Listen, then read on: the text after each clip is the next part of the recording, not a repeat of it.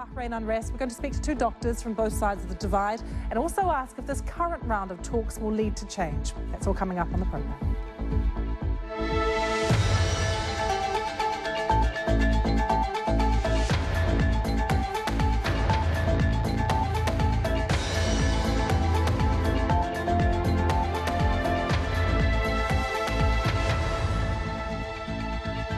Welcome. We're going to talk about Bahrain now. The island kingdom is still engulfed in a political crisis 2 years after these protesters, you can see, first flooded the streets of the capital, Manama.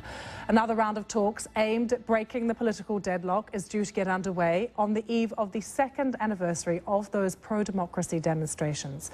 Inspired by uprising in Tunisia and Egypt, activists marched on Pearl Roundabout in Manama on the 14th of February. Within days, the area was cleared, but the mainly Shia protesters returned, and what followed was a brutal crackdown ordered by the king. There has been sporadic demonstrations ever since, but they were nowhere near as bloody or deadly as the unrest of 2011. At the time, some of the medics who treated protesters were so appalled by the situation they spoke to international media about the violence. Now, they were subsequently arrested and given jail sentences. Well, one of them is Dr. Nada Daif. She chairs the charity Bahrain Rehabilitation and Anti-Violence Organisation, or BRAVO. Apart from her work in the medical profession, she is now a human rights campaigner. Also, here is our security correspondent, Frank Gardner. He has covered this story extensively. He's lived in Bahrain. He's been there 5 times in the past few years. We are also hoping to have a doctor join us from Bahrain. As soon as he comes up on the line, we will bring him into this discussion. But firstly, Nada, thank you very much for joining us. Tell us firstly about your experience 2 years ago. Hi, Lucy. Back to 2 years, seems like yesterday. It was a very horrifying experience. I'm still suffering. My family is still suffering the effects of it. My colleagues are behind bars due to what happened 2 years ago. We simply treated injured protesters at the Pearl Roundabout. And as a result of that, and a revenge from the government and the authorities, there was an attack on the healthcare system and the medical workers. We were the first line witnesses that actually we witnessed the crimes, the victims, the numbers. Actually, we were the first line, and we saw what happened. And by reporting what happened to the media, we deserved punishment. We deserved. What drew you down there in the first place? It was basically a humanitarian thing. People were injured. Some of them, they were dying in the streets of Manama. We just can't turn a blind eye on that and pretend that nothing is happening and even listen. But actually, we were ordered not to go to the Pearl Roundabout.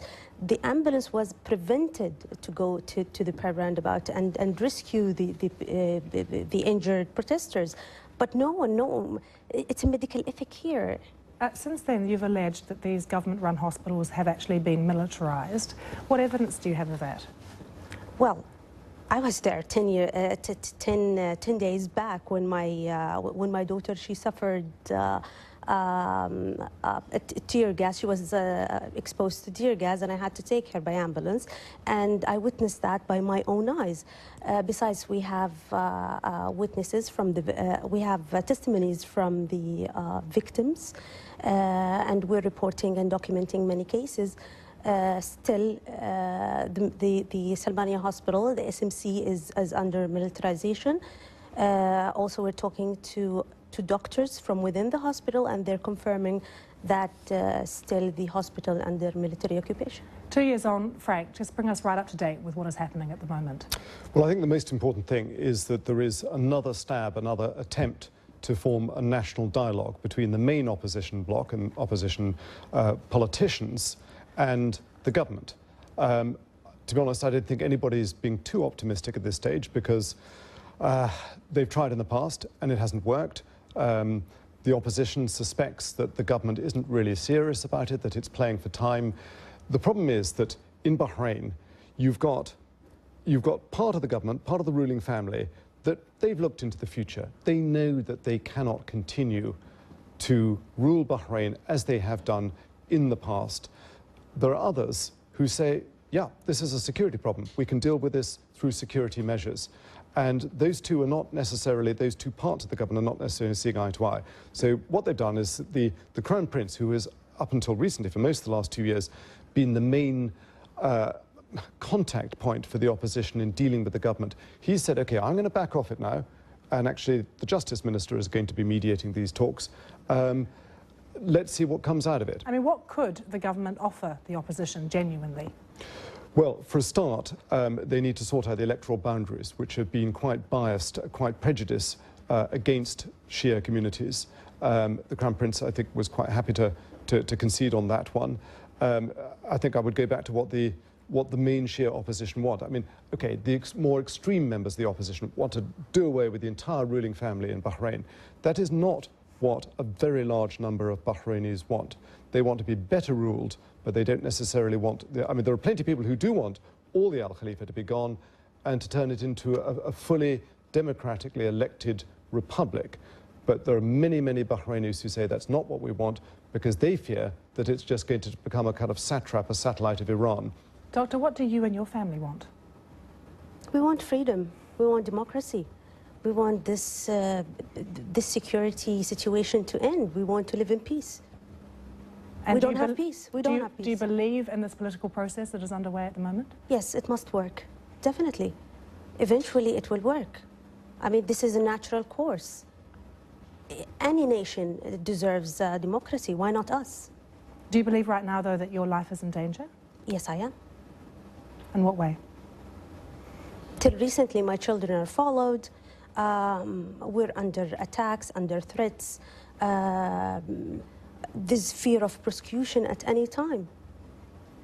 What about the experiences of other people who have come to your charity looking for help? How much are people suffering from sort of post-traumatic stress? Thousands of victims in Bahrain. They're suffering the post-traumatic stress syndrome. And unfortunately, the government is not doing anything in that regard. So it's left to us to deal with these cases and to provide therapy, psychotherapy for them. What's been your feeling when you've been back, Frank? I mean, is the government dealing with some of these issues that are being raised about what they've been through, what they've, you know, parents have seen their children going up protesting, have suffered injuries from tear gas, for instance? That's a common. Sure. I mean, the first time I went back post the Arab uprisings it was incredibly tense. It was martial law by any other name. This was in April 2011. It was called a national state of security or safety or some title. It was martial law. You know, there were armoured vehicles on the streets. Manama was in lockdown. It's not as bad as that now. But if you go into many of the Shia villages, particularly at a weekend, you will see clashes. Downtown Manama is peaceful 99% of the time, but go into those villages and what's happening is that there will be a peaceful protest by people not bothering anybody, simply asking for their legitimate rights. But often it gets taken over after dark by masked activists who then start throwing Molotov cocktails at the police. The police respond often with quite excessive force, tear gas, birdshot. There have been still cases of them beating people up between arresting them and taking them to the police station where there will be CCTVs installed now. So there are still human rights abuses and there is still a long way to go on the political dialogue. I think the two are sort of, you need to kind of treat them slightly separately. I've just heard we're not going to be able to speak to our doctor in Manama. We're having real technical problems. I mean, we can see him. I can see him lined up there. He's poised. We can't hear from him. That's the problem. But we did speak to him for quite some time, for about an hour the other day in preparation for this interview. One of the things that he felt quite angry about was about how the hospital and hospital grounds have been politicised by the activists. Do you believe that the hospital is a place for politics? Of course, hospital is not a place for politics. If he is referring to the doctors protesting against the decision of ex-Minister of Health preventing the ambulance to go to the prayer roundabout, of course they have the full right. Their colleagues were beaten, they were badly abused. Lots of medical health workers, they were abused because they went to help the protesters, the injured, and bring them back to hospital. This is number one. And besides, if doctors or medical health workers, they protested in the at the parking of the hospital. What does he call this? This is in Biki's report, that a loyalist protesting at the car park, the same place. It's at paragraph 737. And then they went to his department, the emergency department, to celebrate there. So if a protest supporting a pro-government protest is okay, is it ethically okay? Is it a place for that, the hospital? Okay, Dr. Frank, sorry, just brief. Well, I think because due to technical difficulties, the government's not going to be able to respond to this. So let me give you my take on it, which I think both sides are going to dislike. What happened at Salminia, the main government hospital, was both a politicization of a medical facility and then soon after that, a militarization of it. I went there and it's when the military had taken over, and it's very scary. Men in black ski masks who don't want to be identified, carrying machine guns, right, you know, etc. I mean, you think, goodness me, this is supposed to be a hospital. That's extremely intimidating. What happened in the run-up to that was that it did become a focal center for opposition and chants of, you know, medics chanting down with the government, etc. Is that a crime? It's probably not ethical, but these people are the ringleaders of this. Many of them have been sentenced in rather dubious court cases. Now, I've spoken to a lot of doctors, some who are neutral on this, saying this is an ethical issue, not a criminal one. I'm very pleased to say we've just made contact with Manama, so let's take you to Chasim Amazza, who is a senior consultant in the Accident and Emergency Department at the hospital that we're talking about. He also treated protesters during the uprising 2 years ago. Doctor, I'm very pleased that you're able to join us. We've been talking about various accusations about the militarization of the hospital during this period, but also how things were quite politicized there as well. There were protesters outside. What did you witness inside the hospital during that period? Were people able to be treated, for instance? Was anyone turned away? The other allegation is that some protesters were arrested after they were treated. First of all, good afternoon, everybody. I witnessed as the head of emergency department, and I was all the time, I was there day and night, particularly when there were incidents, or what we call it disaster activation, that if there is a lot of casualty coming to our hospitals. And honestly, I myself, I never witnessed any kind of refusing giving medical management or medical treatment to any of the patients attending our Salminia complex, regardless are they from the protester or from the non-protester people, regardless of are they victim of the gunshot or just an ordinary patient's emergency like abdominal pain, heart case, and all these things. When this happened, our clinical index of these things is the number of the patients attending the emergency department. And this number is dropped from 1,000 per day before February 14th, reached down to 300 per day. And that's because the protesters, they were occupying partially the car park, which is the emergency car park. And that's make a lot of people afraid to attend the hospital, thinking that this protester, they will attack them or they will send them back or all these things. And just to interrupt you, Doctor, could it not also have been because people were scared at the treatment they might receive in the hospital, that they feared that they might have been arrested if they'd gone to hospital to be treated? Now, yes, there were a lot of rumors that if the victim or if there is any injured victim or any injured patients came to the emergency department, they might be arrested or they might be taken by the police once they arrive. And I assure you, I haven't seen any such incident. I myself, I receive a lot of casualties. I myself, I have treated a lot of casualties, minor, moderate, major.